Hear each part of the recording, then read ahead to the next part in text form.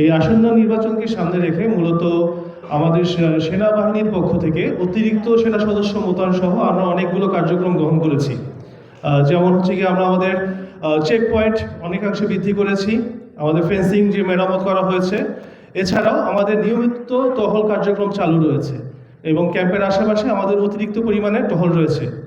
এছাড়াও আমাদের সাথে সাথে এপিবিএন সহ অন্যান্য যারা আইন শৃঙ্খলা রক্ষাকারী বাহিনী রয়েছেন তারা আমাদের এই রোহিঙ্গা ক্যাম্পগুলোতে বিশেষ নজরদারির আওতাভুক্ত রেখেছেন। সুতরাং আমরা নিশ্চিত আমরা সেনাবাহিনী সহ আমাদের অন্যান্য আইন শৃঙ্খলা রক্ষাকারী বাহিনী যারা রয়েছেন আমাদের সম্মিলিত প্রচেষ্টায় আমাদের এই রোহিঙ্গা ক্যাম্পগুলোর নিরাপত্তা বিধান সহ আসন্ন নির্বাচনে আমরা একটা সুন্দর, সুষ্ঠু এবং শান্তিপূর্ণ নির্বাচন করতে পারবো এবং রোহিঙ্গা যারা রয়েছেন তারা যেন আমাদের নির্বাচন প্রক্রিয়াকে কোনো প্রকার ব্যাহত না করতে পারেন সেদিকে আমরা সজাগ দৃষ্টি রাখবো। 10 পদাতিক ডিভিশন আমরা দক্ষিণ চট্টগ্রাম সহ কক্সবাজার অঞ্চলে আমাদের পর্যাপ্ত পরিমাণের সেনা সদস্য মোতায়েন করেছি। ইতিমধ্যে আপনারা দেখতে পেয়েছেন যে আমাদের প্রত্যেকটি ভোট কেন্দ্রে অনুযায়ী আমরা আমাদের অস্থায়ী ক্যাম্প গঠন করেছি। আমরা যে সকল অলরেডি আমাদের অ্যাসেসমেন্ট অনুযায়ী আমরা বিভিন্ন ভোট কেন্দ্রের ঝুঁকি আমরা নির্ধারণ করেছি এবং সেই মোতাবেক আমরা আমাদের যে ডেপ্লয়মেন্ট প্ল্যান সেই অনুযায়ী আমরা ডিপ্লয়েড হয়েছি।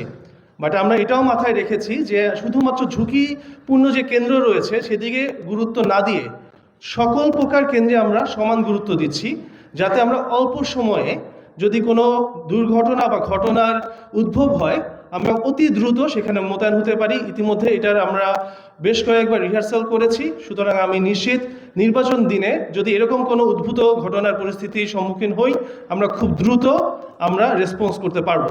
আমরা কোনো সংখ্যার মধ্যে নির্ধারিত নেই, আমাদের যথেষ্ট পরিমাণের সেনা সদস্য ডিপ্লয়েড রয়েছে। প্রত্যেকটা কেন্দ্র অনুযায়ী আমাদের শুধু মোতায়েন ছাড়াও আমাদের বেশ কিছু বড় একটা অংশ সেনা সদস্যের রিজার্ভ রাখা আছে, যাদের মূল কাজ হচ্ছে গিয়ে যদি কোনো উদ্ভূত ঘটনা সৃষ্টি হয় আমাদের সেনা সদস্য যারা ডিপ্লয়েড রয়েছে তাদের অতিরিক্ত ফোর্স হিসেবে যদি আমাদের প্রয়োজন হয় সেই ক্ষেত্রে স্ট্রাইকিং টিম হিসেবে এই যে রিজার্ভ সদস্য যারা আছেন তাদের লঞ্চ করা হবে।